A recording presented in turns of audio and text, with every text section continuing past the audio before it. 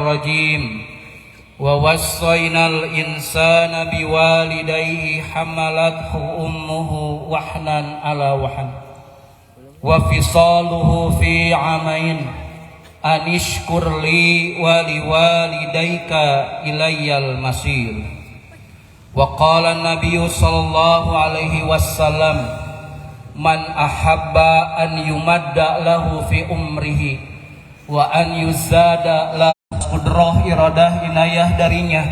Alhamdulillah pada hari ini kita masih diberi kekuatan, keimanan, kesehatan, kesempatan dan kemampuan untuk sama-sama bertakarrub pada Allah Subhanahu wa taala, melaksanakan salah satu sunnah Rasulullah sallallahu alaihi wasallam, mewakafkan sebagian waktu kita untuk melaksanakan salat Idul Fitri. Mudah-mudahan niat yang terpatri dalam hati kita tetap selamanya ibtigha mardatillah, dan mudah-mudahan langkah kita dari rumah masing-masing menuju tempat ini dicatat oleh Allah Subhanahu wa taala sehingga dijadikan amalan makbulan sekaligus dijadikan kifarat bagi dosa-dosa kita semua. Aidin aidat rahimakumullah. Allahu akbar, Allahu akbar, walillahil hamd.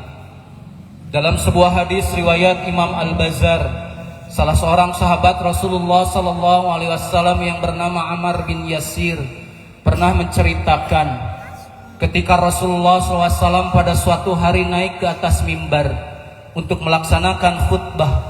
Di tengah-tengah ceramahnya Rasulullah sallallahu alaihi wasallam mengucapkan amin sampai 3 kali.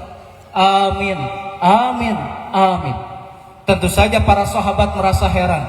Ada apa gerangan Rasulullah SAW di tengah-tengah ceramahnya mengucapkan amin sampai 3 kali? Falamma nazala, ketika Rasul turun dari mimbar selesai khutbahnya, qila lahu, ditanyakanlah kepada Rasulullah SAW, apa gerangan wahai Rasul yang membuat anda mengucapkan amin sampai 3 kali? Maka Rasulullah SAW menjawab, atani Jibril, barusan datang kepadaku malaikat Jibril. Untuk apa malaikat Jibril datang kepada Rasul? Ternyata malaikat Jibril datang kepada Rasul untuk berdoa dan ingin doanya itu diaminkan oleh Rasulullah SAW. Bayangkan Pak, yang berdoa adalah malaikat Jibril, makhluk yang tidak pernah maksiat dan berdosa, dan yang mengaminkan adalah Rasulullah SAW, manusia paling mulia sealam dunia. Mana mungkin doa itu tidak diijabah? Dari 3 doa yang kemudian diaminkan oleh Rasulullah SAW, salah satunya malaikat Jibril berdoa, rogima an furajulin, celaka seseorang, benar-benar celaka. Ini adalah bahasa Arab yang menunjukkan kepada kecelakaan seseorang dengan bahasa rogima an furajulin, celaka seseorang, benar-benar celaka. Siapa yang celaka itu? Man adraka walidayhi, orang yang masih mempunyai ibu bapak, orang tuanya masih ada, ibunya masih ada, bapaknya masih ada, atau salah seorang di antara mereka. Falam yudkhilahul jannata, tapi ternyata ibu bapaknya tidak menjadi sebab anak tersebut masuk surga. Ini gambaran malaikat Jibril menerangkan bahwa ternyata cara jalan masuk surga bagi seorang anak itu adalah dengan berbuat baik terhadap orang tuanya. Dengan birrul walidain, terbuka lebar pintu surga bagi mereka yang berbuat baik terhadap kedua orang tuanya. Sekarang orang tuanya masih ada, ibunya masih ada, bapaknya masih ada, atau salah seorang di antara mereka. Tapi ternyata karena anak ini tidak berbakti, tidak hormat, tidak berbuat baik kepada orang tua, maka tertutuplah pintu surga itu dari jalur orang tuanya. Maka kata malaikat Jibril, orang tersebut adalah celaka. Dan kemudian doa tersebut diaminkan oleh Rasulullah SAW sampai Rasul mengatakan amin, mudah-mudahan Allah mengijabahnya. Kalau kita lihat juga dalam Al-Quran itu banyak sekali ayat-ayat yang menerangkan tentang bagaimana kewajiban seorang anak berbuat baik kepada kedua orang tuanya. Seperti dalam surat Al-Ahqaf ayat 15, Allah Subhanahu wa taala berfirman, wa wassaynal insana biwalidayhi ihsana. Kami perintahkan kepada manusia supaya berbuat baik kepada kedua orang tuanya. Atau dalam surat Al-Ankabut ayat 8 ada perbedaan redaksi sedikit. Wa wassaynal insana biwalidayhi husna. Kami perintahkan kepada manusia untuk tetap berbuat baik kepada kedua orang tuanya. Bahkan kita sering mendengar kalimat wabil walidaini ihsana, dan hendaklah kamu berbuat baik kepada kedua orang tuamu, dan itu ditempatkan setelah wa qada rabbuka alla ta'budu illa iyyahu, dan Tuhanmu telah memerintahkan supaya kita beribadah kepada Allah Subhanahu wa taala. Yang pertama memang kita wajib taat patuh kepada Allah Subhanahu wa taala, dan yang kedua kewajiban seorang manusia, apalagi seorang anak, itu adalah berbuat baik kepada kedua orang tuanya. Ini ditempatkan setelah ketaatan kepada Allah Subhanahu wa taala. Bahkan di dalam surat Al-Luqman, surat Luqman ayat ke-14, di sana ada kalimat anishkurli wali walidaika. Hendaklah engkau bersyukur kepadaku, kepada Allah, wali walidaika, dan juga kepada kedua orang tuamu. Syukur kepada Allah adalah dengan melaksanakan segala perintahnya. Fasilitas nikmat-nikmat itu digunakan untuk jalan ibadah kepada Allah Subhanahu wa taala. Itu yang disebut syukur nikmat. Dan bersyukur kepada orang tua tidak ada lain lagi kecuali kita birrul walidain, yaitu berbuat baik kepada kedua orang tua kita. Bahkan Ibnu Abbas, seorang sahabat yang terkenal sebagai ahli tafsir, beliau menjelaskan ada 3 ayat yang secara bahasa atau secara urutan itu 3 ayat ini suka digandengkan dengan ayat-ayat yang lainnya. Fikihnya kata Ibnu Abbas, la tuqbalu minha wahidatun bighairi qarinatiha, tidak akan diterima salah satunya kecuali dengan yang satunya lagi. Yang pertama kata Ibnu Abbas adalah atiullaha wa atiur rasul. Taatlah kamu kepada Allah dan taatlah kepada Rasul. Barang siapa yang taat kepada Allah tapi tidak taat kepada Rasul, la tuqbalu minhu, maka tidak akan diterima ketaatannya kepada Allah Subhanahu wa taala. Harus satu paket. Kalau taat kepada Allah, harus taat juga kepada Rasulullah.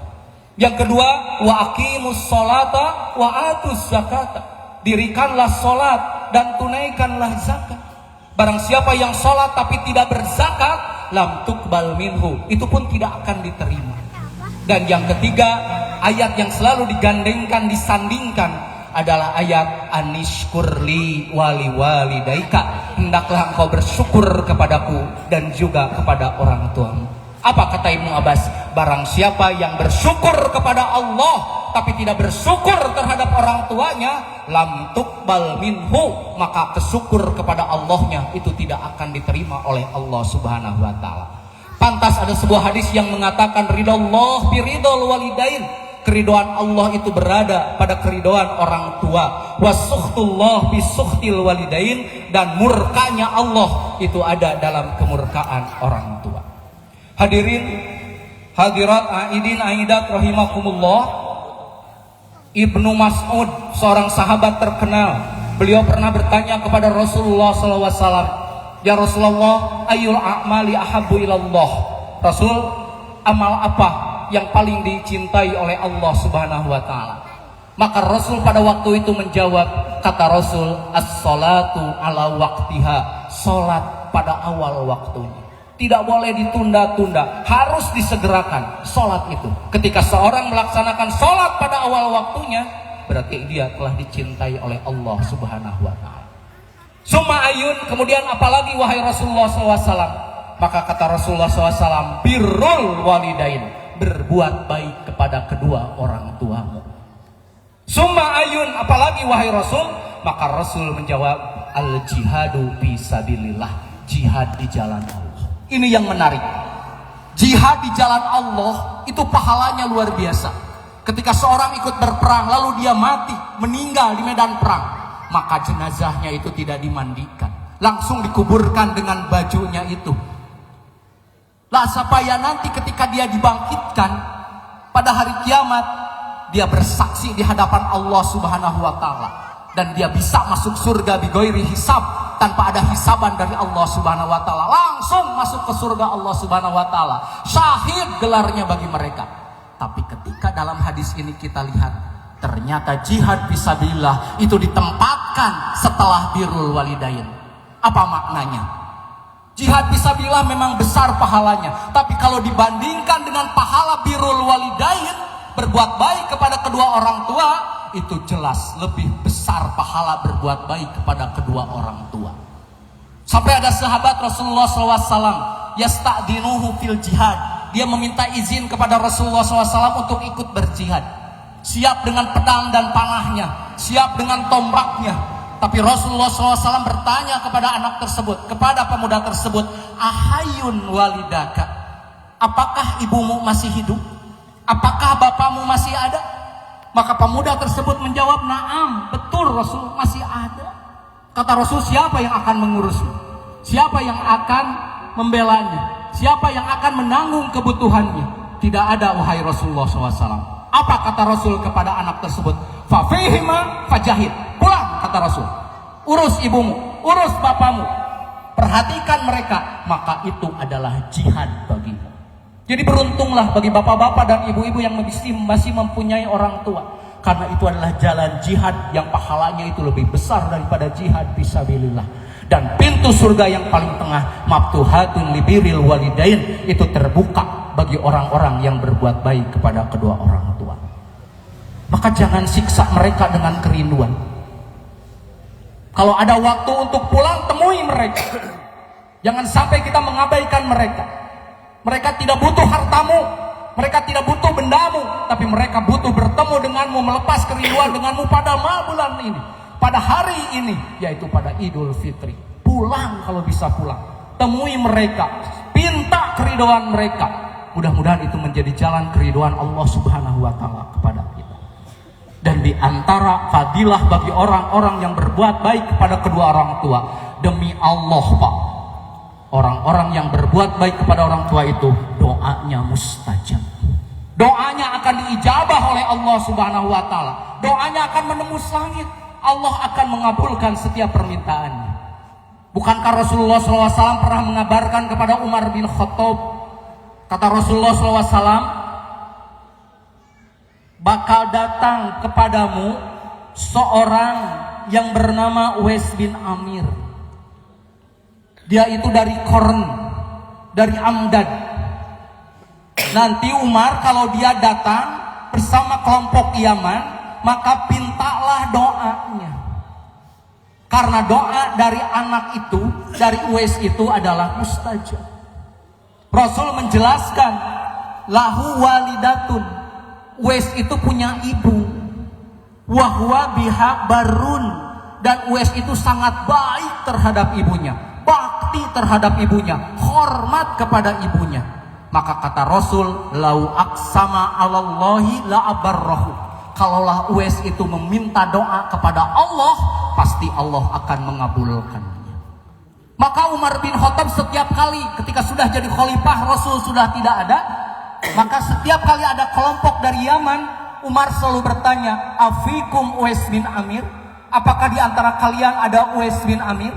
Beberapa kali ternyata tidak ada. Beberapa kali belum ketemu dengan Uwais bin Amir. Sampai suatu waktu Allah Subhanahu wa Ta'ala menakdirkan Umar bin Khattab bertemu dengan Uwais bin Amir tersebut. Afikum Uwais bin Amir? Apakah di antara kalian ada Uwais bin Amir? Maka Uwais mengacungkan tangannya. Anak, saya. Kesini, kata Umar. Uwais yang saya maksud adalah Uwais yang punya bekas luka atau bekas penyakit kusta yang ada di punggungnya sebesar uang dirham. Coba lihat, ketika di bajunya, dibuka bajunya, ternyata betul ada seperti yang dijelaskan oleh Rasulullah SAW. Maka dipeluklah Uwais bin Amir oleh Umar bin Khattab. Uwais bingung. Tunggu dulu khalifah, dari mana anda tahu kepada saya? Padahal kita baru bertemu. Kata Umar bin Khattab, dari Rasulullah SAW. Lalu ditanyakan lagi, dari mana Rasul tahu kepada saya? Padahal saya belum pernah bertemu dengan Rasulullah SAW. Meskipun satu zaman dengan Rasul, Uwais itu tidak pernah bertemu dengan Rasulullah SAW. Apa jawaban Umar bin Khattab? Dari malaikat. Jadi Uwais itu tidak terkenal di dunia. Hanya beberapa orang saja yang kenal. Hanya tetangga-tetangganya saja yang tahu. Tapi ternyata penduduk-penduduk langit itu membicarakan kebaikan Uwais. Apa kebaikannya itu? Adalah baik terhadap ibunya. Dampaknya setiap doa yang disampaikan oleh Uwais bin Amir itu akan dikabulkan oleh Allah Subhanahu wa Ta'ala. Kita tidak meragukan kesolehan Umar bin Khattab. Luar biasa. Bagaimana solehnya, bagaimana waroknya. Tapi ketika bertemu dengan Uwais bin Amir, ternyata Umar bin Khattab meminta doa kepada Uwais bin Amir. Kata Umar bin Khattab, Pak ini statokta an yastaghfirlaka, pastagfirli, mohonkan ampun untukku wahai Uwais. Kepada Allah, aku ini banyak dosa wahai Uwais. Maka oleh Uwais pastagfaro lahu, dimintakan ampunan kepada Allah Subhanahu wa taala.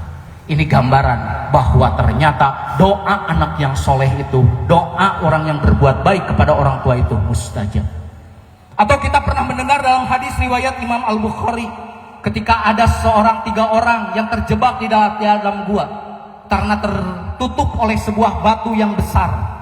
Ternyata ketiga orang ini, upaya mereka untuk keluar dari gua tersebut adalah mereka bertawasul dengan amal soleh mereka.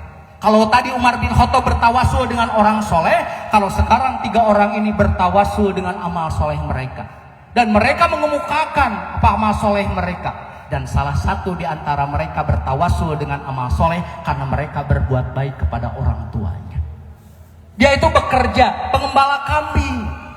Setiap mengembala kambing dia memerah susu.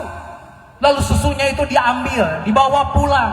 Dan ketika sampai rumahnya tidak diberikan kepada istrinya, tidak diberikan kepada anaknya dulu, tapi diberikan kepada ibu dan bapaknya. Diterangkan dalam hadis tersebut, ibunya itu adalah Saikhani Kabironi, sudah tua renta. Pulang membawa susu, diberikan kepada ibunya, diberikan kepada bapaknya, sisanya baru diberikan kepada anak. Satu waktu ternyata dia pulang kemalaman. Dia bawa susu, datang ke rumah, ibu bapaknya sudah tidur. Tidak mungkin untuk dibangunkan. Ketika mau disimpan takut keduluan oleh anak dan istrinya. Maka susunya itu dijaga semalaman. Hanya ingin dimakan atau diminum oleh ibu bapaknya dulu terlebih dahulu. Baru setelah itu diberikan kepada anaknya. Dan ketika ibu bapaknya bangun, maka diberikanlah. Dia meminta maaf karena kemalaman, diberikan kepada ibu bapaknya, lalu diberikan kepada istri dan anaknya.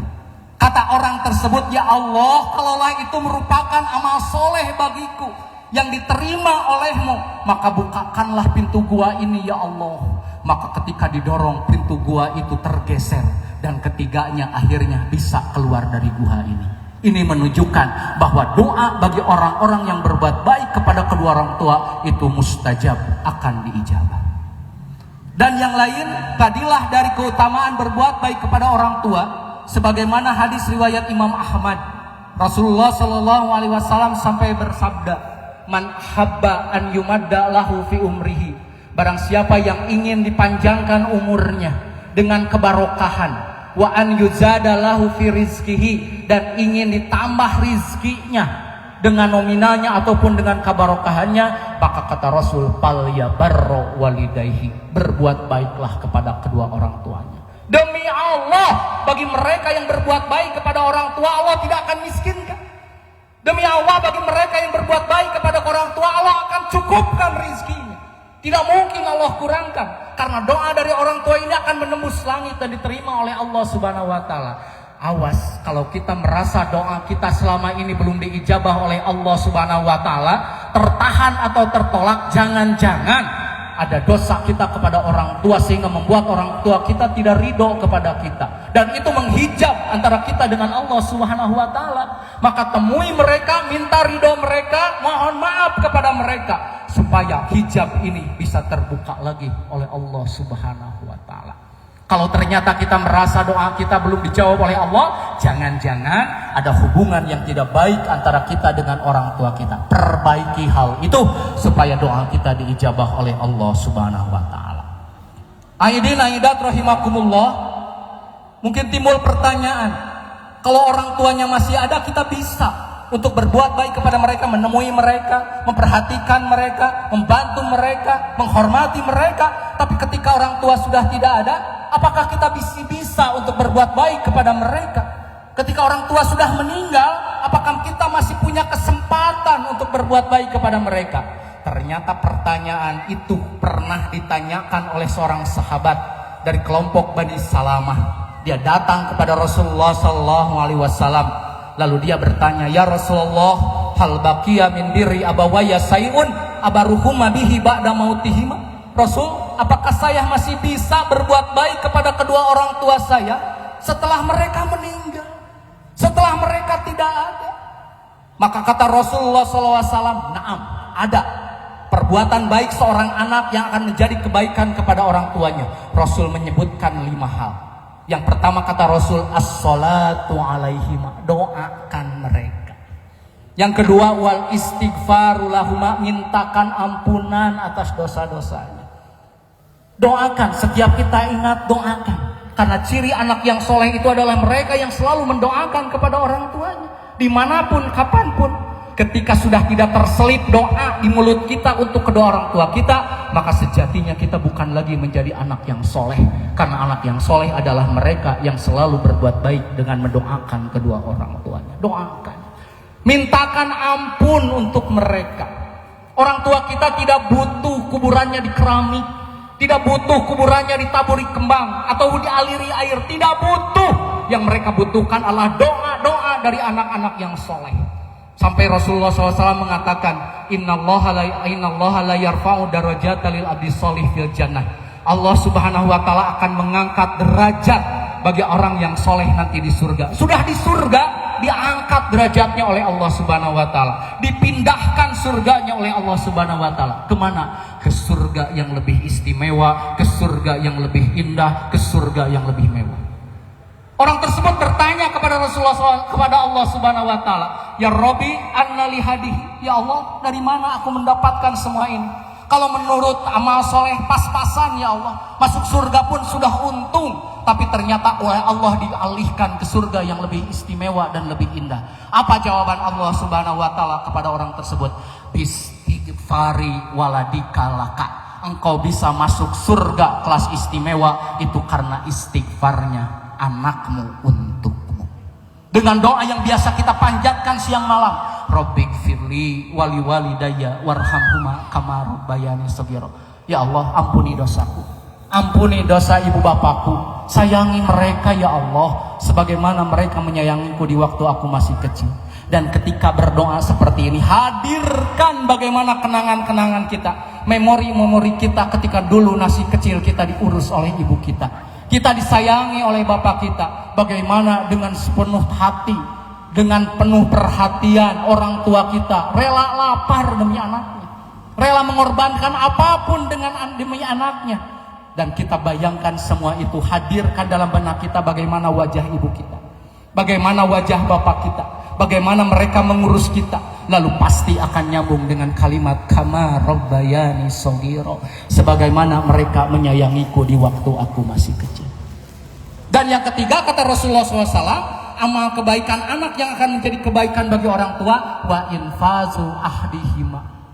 Teruskan cita-citanya, teruskan kebaikannya. Kalau orang tua kita itu punya cita-cita dan belum sampai terwujud karena tenaga, karena dana, karena biaya dan sebagainya, dan sekarang anaknya itu mampu untuk mewujudkannya, wujudkan, maka itu akan menjadi kebaikan bagi kedua orang tuanya. Kebaikan mereka teruskan. Coba ingat-ingat kebaikan apa yang orang tua kita biasa lakukan, dan terus continue dilakukan kebaikan itu. Jangan sampai ketika orang tua kita meninggal maka berakhir pula kebaikannya. Teruskan, maka itu akan menjadi kebaikan bagi kedua orang tua kita. Yang keempat kata Rasul, wasilaturahimi allati la tusallu ila bihima. Sambungkan silaturahminya. Jangan sampai ketika orang tua kita sudah meninggal, sama saudara-saudara ibu kita sudah tidak kenal lagi, sama saudara bapak kita sudah tidak kenal. Datangi mereka, kumpulkan mereka, dan sambungkan silaturahminya. Itu menjadi kebaikan bagi kedua orang tua kita. Dan yang kelima, yang terakhir kata Rasulullah SAW, wa ikramu sodiqihima, muliakan sahabat-sahabatnya. Mungkin kita ingat dulu itu orang tua kita kalau ngobrol dengan siapa, kalau ke pengajian dengan siapa, kalau berjamaah dengan siapa, kalau ada perlu kepada siapa minta bantuannya. Orang tua kita sudah tidak ada, tapi ternyata teman-temannya, sahabat-sahabatnya masih ada. Temui mereka, hormati mereka, muliakan mereka, bantu kalau mereka bisa dibantu. Maka itu akan menjadi kebaikan kepada kedua orang tua kita. Jadi tidak ada alasan kita untuk tidak berbuat baik kepada kedua orang tua. Kalau masih ada, datangi mereka, berbuat baik kepada mereka. Kalau sudah tidak ada, maka 5 hal ini yang harus kita lakukan. doakan, mintakan ampunan, terus lagi laksanakan wasiat dan cita-citanya. Yang keempat, silaturahminya sambungkan, dan yang kelima, sahabat-sahabatnya muliakan. Karena ada ancaman yang luar biasa mengerikannya ketika kita durhaka kepada kedua orang tua kita. Sampai Rasulullah SAW mengatakan, kullu dzunubi yuakhirullahu ma syaa minha ila yaumil qiyamah.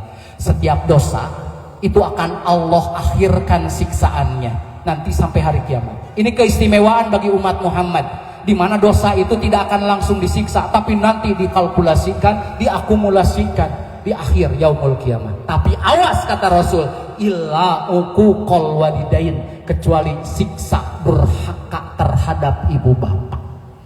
Fa inna Allah Ta'ala yu'ajiluhu li sahibihi, karena Allah akan menyegerakan orang yang durhaka terhadap orang ibu bapak itu siksanya bil hayati, ketika kehidupannya di dunia, qoblal mamati, sebelum mereka datang kematian. Nauzubillahi min dalik. Ternyata durhaka kepada orang tua tidak nanti disiksanya, tapi ketika di dunia Allah telah segerakan siksanya. Maka marilah kita doakan kepada orang tua kita yang masih hidup. Ya Allah, ampuni dosa orang tua kami, yang sengaja ataupun tidak, yang besar ataupun kecil, yang tampak ataupun tersembunyi. Ya Allah, ampuni segala kezaliman kami kepada orang tua kami. Ampuni kami sering banyak mengecewakan dan melukai hati orang tua kami. Jadikan sisa umur ini untuk berbakti kepada mereka dan menjadi jalan kebahagiaan dan keberkahan bagi mereka. Bila suatu waktu tiba saatnya Engkau panggil orang tua kami, Engkau pisahkan dengan kami, panggillah mereka dalam keadaan husnul khotimah, ya Allah. Terimalah mereka di sisimu, ya Allah. Lapangkan kuburnya dan tempatkan mereka di tempat yang mulia. Satukan mereka bersama orang-orang soleh dan solehah yang Engkau ridhoi. Haramkan api neraka bagi orang tua kami, ya Allah. Sayangi mereka, ya Allah, sebagaimana mereka menyayangi kami di waktu kami masih kecil. Rabbik firli wali walidayya warhamhuma kama rabbayani shaghira. Rabbana firli wali walidayya walil mu'minina yauma yaqumul hisab. Rabbi auzi'ni an ashkura ni'mataka allati an'amta alayya wa ala walidayya wa an a'mala sholihan tardahu wa adkhilni bi rahmatika fi ibadakas sholihin wa aslih li fi zurriyyati inni tubtu ilaika wa inni minal muslimin. Itu saja yang dapat saya sampaikan. Mudah-mudahan ada guna dan manfaatnya. Mudah-mudahan apa yang kita lakukan kebaikan kepada orang tua itu menjadi sumber keberkahan kita kepada Allah Subhanahu wa taala, dan mudah-mudahan pintu surga terbuka luas bagi orang-orang yang berbuat baik kepada orang tua. Mohon maaf atas segala kekurangan dan kehilafannya. Rabbana la tuzigh qulubana ba'da idh hadaitana wa hab lana min ladunka rahmatan innaka antal wahhab. Rabbana hab lana min azwajina wa dzurriyyatina qurrata a'yun waj'alna lil muttaqina imama. Rabbana atina fid dunya hasanah wa fil akhirati hasanah wa qina azabannar. Aqulu qouli hada wa astaghfirullah li wa lakum wal afu minkum. Wassalamu alaikum warahmatullahi wabarakatuh. Ka ikhwatul iman anu tos